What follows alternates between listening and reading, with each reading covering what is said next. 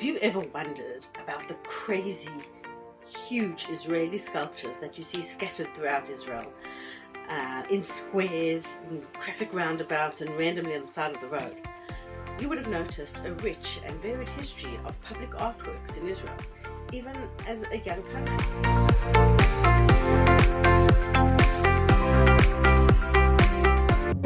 These works are no shrinking violets.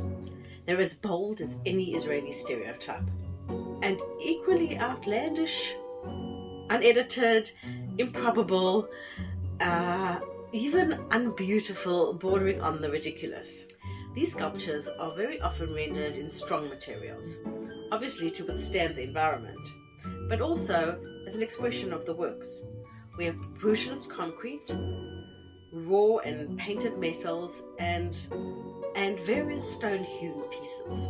Israeli artists are rarely frivolous and never thoughtless. Israeli work is deeply considered and thoughtful, and there's a strong consideration of culture, people, and place. There's also a notable cachet of relief art pieces on buildings. More often or not, that's the only exciting thing to look at in old Israeli apartment blocks. But that's a subject for another video. Most artworks are powerful and need no explanation, the artist being aware that once he has placed it in the environment, it needs to speak for itself. Yet there are some works that need to be explained, or else they fall into a category of irrelevance.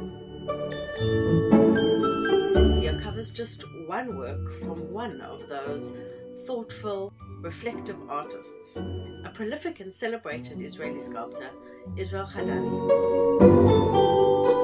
I encountered the sculpture on a tiyul that I took with my friend down south. It could be the end of the earth.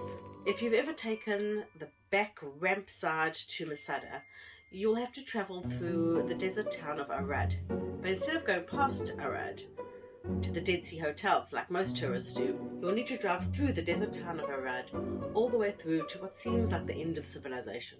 Here, the small and insignificant city that man can offer up is met with the majestic and ineffable terrain of the desert. On this thin sea, Hadany has erected sculpture, a monument. We see this piece from the road, a good distance away, and we're curious to see what it is. On close inspection, we can see that it's one of these enthusiastic Israeli sculptures. What strikes one is what an enormous task it must have been, first to create this thing and then to erect it on this improbable site. It overlooks a vast and awesome landscape. The piece is called Frame of Mind, erected in 1991 and stands 8 meters tall. All facts you don't know until you Google it. But the title rings true.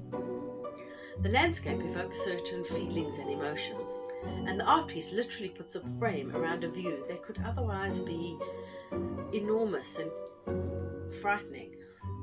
This sculpture is a piece of architecture in the environment. It gives structure to the endlessness that we experience on the site. Painting it red is the obvious colour of contrast to this landscape.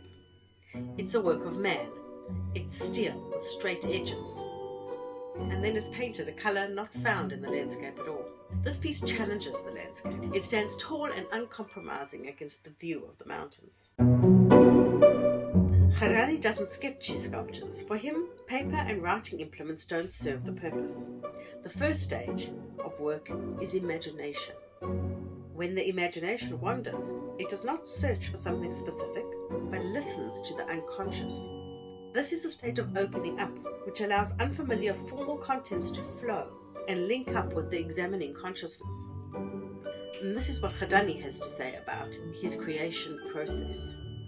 I want to understand what the sculptor wants to be, to see and photograph it, as if it had already existed. They reach consciousness by untraceable, ineffable roots, and we can only lovingly attend to their desire to be realized in matter.